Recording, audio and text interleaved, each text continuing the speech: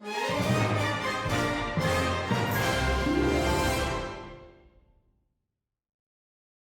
हुआ जो होना था। इमरान खान के ईरान से वापसी के फ़ौरन बाद वज़ीर आज़म हाउस के तर्जुमान ने उनके ईरान के अंदर दिए गए बयान की एक ऐसी वजाहत की जिससे कई और सवाल जन्म लेते हैं।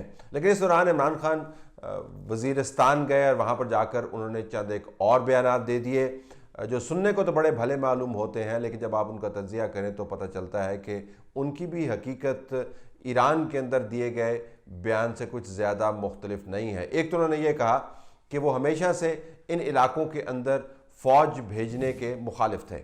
मैंने सबसे ज़्यादा आवाज़ उठाई कि अमरीकनों के कहने पे हम इस इलाके में अपनी फ़ौज ना भेजें, क्योंकि मसूद कबीला और कबाली इलाके के लोग हमारी फ़ौज थे, तो हमें फ़ौज की ज़रूरत नहीं थी। क्योंकि जिस तरह उन्होंने अभी कहा,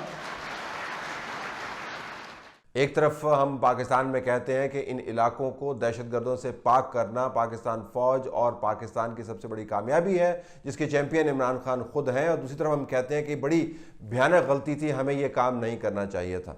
इमरान खान ने यह भी बताया कि ट्राइबल एरियाज़ के बारे में जितना उनको पता है उतना किसी को नहीं पता, और उनके लिए वो काम करेंगे जो ना इससे पहले हुए और ना आने वाले सालों में कोई ऐसे काम कर पाएगा कभी भी। कि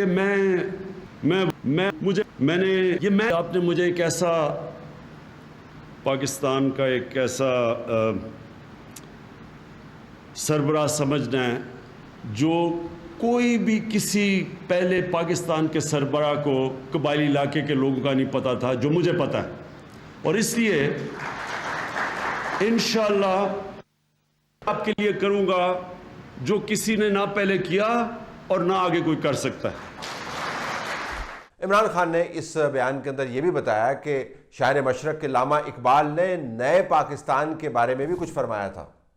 अल्लामा इकबाल की नज़र में नया पाकिस्तान वो था जो कि नबी सल्लल्लाहु अलैहि वसल्लम ने मदीना की रियासत बनाई थी। अल्लामा इकबाल की शायरी, उनकी नसर, उनकी नज़म, उनके अफकार में से तो हमें नए पाकिस्तान का कोई हवाला नहीं मिलता, लेकिन इमरान खान को ख़ास तारीख़ के ऊपर मलका हासिल है। वो अपनी पसंद की तारीख़ खड़े खड़े बना देते हैं। तो हम तलाश करेंगे कि अल्लामा इकबाल ने जो कहा नए पाकिस्तान के बारे में उसका कोई तारीख़ी हवाला हमें मुस्तनद मिल जाए ताकि हम आपके सामने पेश कर पाएँ। इस वक्त हम ज़रा बात कर लेते हैं कि जो ट्राइबल एजेंसीज़ थीं जो KPK के साथ जम होगी, उनके बड़े मसाइल क्या हैं। इमरान खान ने यह कहा कि 100 अरब हर साल पाकिस्तान के इन एरियाज़ के ऊपर लगाया जाएगा। बड़ा सवाल यह है कि 100 अरब का मार्जिन आपके पास है क्या, आपके पास पैसे हैं कितने। अगरचे वो मानते हैं कि आजकल हमारे पास मुश्किलात ज़रा ज़्यादा हैं, लेकिन 100 अरब की वहाँ पर वो कमिटमेंट करके आए। याद रहे कि ट्राइबल एजेंसी से जो अब ट्राइबल डिस्ट्रिक्ट्स बन चुकी हैं, पहले भी बड़े वादे वईद हुए हैं और वादे ना पूरे होने की वजह से वहाँ पर बड़ी बड़ी तहरीकों ने जन्म लिया है, जिसमें पश्तून तहफ़्फ़ुज़ मूवमेंट एक तहरीक है। दूसरी बात, सेहत कार्ड ट्राइबल एजेंसीज़ और अब ट्राइबल डिस्ट्रिक्ट्स का मामला नहीं है। 3-4 बड़े मामलात हैं जिसको वज़ीर आज़म पाकिस्तान ने हैरत अंगेज़ तौर पर अपने खिताब में से हज़फ कर दिया, बल्कि उसका जिक्र तक नहीं किया। एक बुनियादी मसला ये है कि जो अफ़गानिस्तान के साथ बॉर्डर फेंसिंग हमने किया बड़ा अच्छा कदम है, लेकिन उसके अंदर बड़े झोल हैं। एक तो वहाँ पर वॉच टावर्स नहीं है, वहाँ पर बॉर्डर पेट्रोलिंग की फ़ोर्स मौजूद नहीं है, लिहाजा आए दिन अगवा होते हैं लोग और अफ़गानिस्तान लिए जाते हैं। पिछले चंद हफ्तों के अंदर वज़ीरिस्तान की एजेंसी का एक तहसीलदार अगवा हुआ और अफ़गानिस्तान ले जाया गया। लोग इसके ऊपर रोज़ाना एजिटेट करते हैं। मेन स्ट्रीम मीडिया में आपको इसके ऊपर खबर बनती हुई नज़र नहीं आती, लेकिन इससे मुराद ये नहीं है कि वहाँ पे हालात बड़े ख़राब हैं। तो लोगों का एक बहुत बड़ा इशू है कि जो बॉर्डर मैनेजमेंट है उसके अंदर बड़े सुकम है। दूसरी बात ये कि जो पुलिस की फ़ोर्स हमने वहाँ पर तैनात की है, लीवीज़ को इंटीग्रेट किया है, उसका कोई लीगल फ्रेमवर्क इस वक्त अमलन मौजूद नहीं है और मुकम्मल तौर पर कन्फ्यूजन तारी है कि किस तरीके से थानों ने ऑपरेट करना है। पुलिस फोर्स उसी किस्म की पुलिस फोर्स होगी जो दूसरे रीजन्स के अंदर मौजूद है, या एक पैरेलल पुलिस फोर्स होगी जिसको मुकामी लोगों की मदद के साथ चलाया जाएगा। अगर ऐसा हुआ तो फिर एक सूबे के अंदर 2 किस्म की पुलिस फोर्स बनेगी। बहरहाल जो पुलिस फोर्स हमने उनको प्रॉमिस की है उसका लीगल फ्रेमवर्क अभी तैयार नहीं है। तीसरा सबसे बड़ा जो मसला इस वक्त नज़र आ रहा है वो है अदालती निज़ाम की गैर फ़ालियत। आपको जान के ये हैरानी होगी कि इस वक्त इन अजला के अंदर, जिसके बारे में इमरान खान कहते हैं कि उनको सब कुछ पता है, जो अदलिया का निज़ाम मौजूद है वो ऐसा है कि जिसकी पाकिस्तान में नज़ीर नहीं मिलती।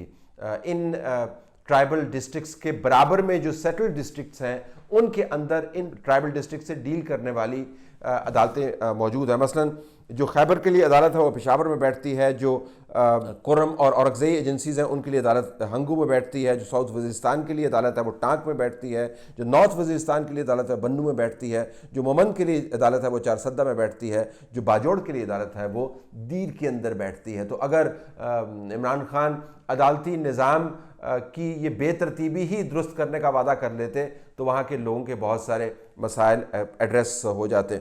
जुडिशरी बहरहाल ये चाहती है कि जब तक मुकम्मल तहफ़्फ़ुज़ वहाँ पर फराहम नहीं होगा और पैराफेरनेलिया या इंफ्रास्ट्रक्चर अवेलेबल नहीं होगा, हम वहाँ पर काम नहीं कर सकते।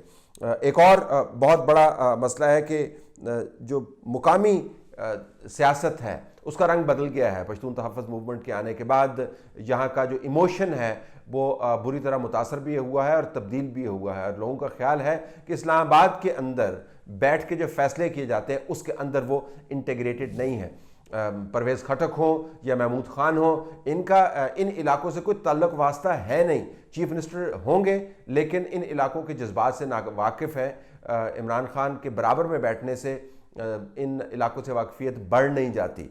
जिस तरह कहा जाता है कि आप महज इलाकों का दौरा करने से, वहाँ पर टूरिज़म करने से उसके ऊपर किताब लिखकर एक्सपर्ट नहीं हो जाते, वैसा ही चीफ मिनिस्टर बनने से इन इलाकों से वाकफियत हासिल नहीं होती। तो यहाँ पर जो नई यूथ है, जो नया पॉलिटिकल कल्चर है, उसकी नुमाइंदगी कहीं पर नज़र नहीं आती। जब तक ये मामलात तय नहीं होंगे तो इन एजेंसीज़ का डिस्ट्रिक्ट बन जाने के बाद मेन केपीके के अंदर इंटीग्रेट होना एक बहुत बड़ा मसला और दर्द-ए-सर रहेगा। बहरहाल दूसरे पाकिस्तान की तरह यहाँ के लोग भी अब इमरान खान के वादों को मोतबर होने की उम्मीद लगाए बैठे हैं, जिसके अंदर 100 अरब की खतीर रकम भी है, जिसके अंदर ये वादा भी है कि मैं वो काम करूँगा जो पाकिस्तान की आइंदा नस्लें भी याद रखेंगी।